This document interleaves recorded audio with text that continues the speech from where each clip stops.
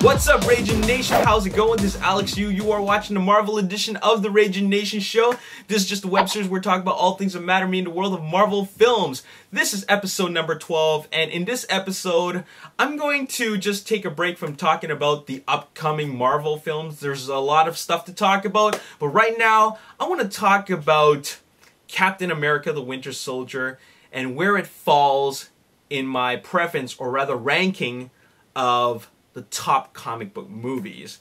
Now, I'm going to be throwing in a little bit of the DC Universe into the mix simply because when talking about top comic book movies, you gotta throw the Dark Knight trilogy in there somewhere. Or at least the Dark Knight movies. Not the trilogy as a whole, but the Dark Knight movies definitely belong in there somewhere. But considering that we're talking about the Marvel Cinematic Universe, let's first talk about whether or not Captain America the Winter Soldier is better than the Avengers. Now, this is a big question on everybody's mind simply because Captain America the Winter Soldier is a really spectacular film. It's a great film. I think it broke new ground in terms of comic book movies because of how the story is and how it's structured and the tone of the movie. It's just very different from a lot of the superhero movies that we're used to. But I was always asking myself, is it better than the Avengers, or is Captain America Winter Soldier the best comic book movie of all time? Well, let's answer that question right now. Now, I've already actually answered that question in my review of Captain America the Winter Soldier. I gave the Avengers a 9.75 out of 10. I gave Captain America the Winter Soldier a 9.5 out of 10. I think they're all very great movies, like outstanding films, but I think that Captain America the Winter Soldier just falls short, just slightly, just ever so slightly. And it's all because of these little minor things. I mean, a 0.25 score is actually just a very minor difference. Alright, so it's just some little things, like, for example, I would have loved to see a little bit more Winter Soldier and more background, and you know, he's a character with a lot of depth, but we didn't see a whole lot of that in the movie. So little things like that. I find that Joss Whedon has a little bit more attention to detail, and he made the movie very fun, and it just felt like a true superhero movie, right? So I'm gonna have to say that the Avengers is my top. I'm going to say that it's still my top comic book movie. The Avengers is really a great film. Captain America the Winter Soldier is also a great film, but I'm going to have to say that the Avengers is better than Captain America the Winter Soldier, which is not saying a whole lot because Captain America the Winter Soldier is a great film. But like I said, between the two. So why don't you let me know in the comment section below, which do you think is the better film? Captain America the Winter Soldier or the Avengers? Now, this is all based on opinion, so this is my opinion, so tell me your opinion on which of the two is better. Now, let's talk about Captain America the Winter Soldier versus the Dark Knight sequels. Now, I say the Dark Knight sequels simply because a lot of people are very mixed when it comes to which is the better sequel, The Dark Knight or The Dark Knight Rises. A lot of people will say The Dark Knight is better than The Dark Knight Rises simply because Heath Ledger freaking rocks as the Joker. Well, I like The Dark Knight Rises more because I just felt that as a whole, it's very epic. The way it concludes, the action, the story, the twists in the movie, and just how everything plays out, I think it's just a better film. But that's my opinion. So, where does Captain America Soldier compare with the Dark Knight sequels? Okay? Well, I'm gonna have to say that I think The Dark Knight Rises is at the top, and then The Dark Knight, and then Captain America the Winter Soldier. Now, I rank it at I give it this ranking simply because just like the Avengers, I find that Christopher Nolan also puts a lot of attention to detail with these films. Now, I like comparing these two films, Captain America the Winter Soldier with the Dark Knight sequels, mainly because the tone is the same.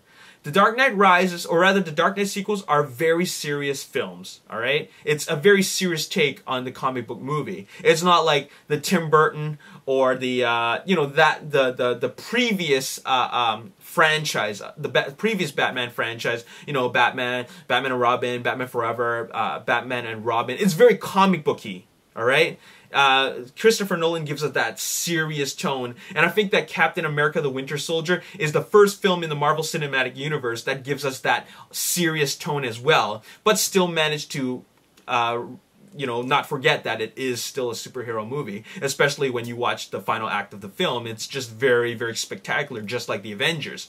So, now when comparing the two, like I said before, The Dark Knight Rises is #1 for me, The Dark Knight is #2 for me, and Captain America the Winter Soldier is #3 for me. So, with that being said, Captain America the Winter Soldier is just right below the Dark Knight sequels and also the Avengers. They're two very different films, but I think it's you know, it's really kind of thought-provoking to really compare them, because it makes you think about which are really better and why. And I want you guys to let me know how you feel about you know, your own personal ranking of these movies.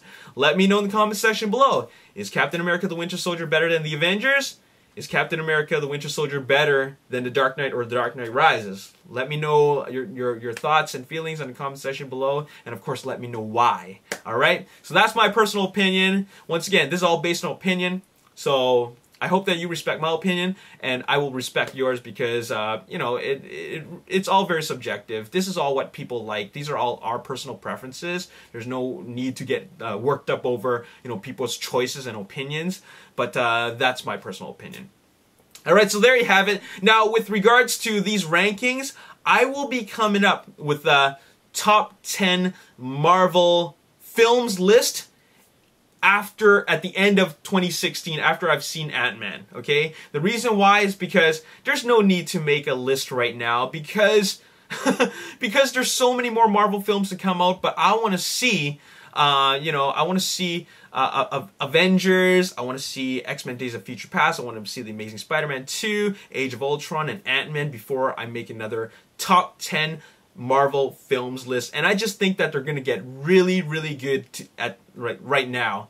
Like, a lot of the Marvel films that we've seen in the past are, like in the far past, were really experimental, and they ended up not being very, very good. Like, for example, of course, the Fantastic Four films. So right now, at this point, we are in in a point in time where Marvel films are just gonna always be great. All right, so there you have it, and that's all I gotta say. And then eventually, I'll make a top 10 comic book movies, like general comic book movies list for like movies like Marvel and DC and other comic book studios, all right, or comic book companies, all right. So there you have it. That's all I gotta say in this video. Once again, let me know your thoughts in the comment section below. As always, if you enjoyed this video, hit the like button, subscribe to the YouTube channel, like me on Facebook, The Ragin Nation, follow me on Twitter at Ragin Nation. Also check out my Instagram photos at The Ragin Nation. My name is Alexi. Thanks for watching. I'll see you next time. Peace. Inside a tower of t-shirts.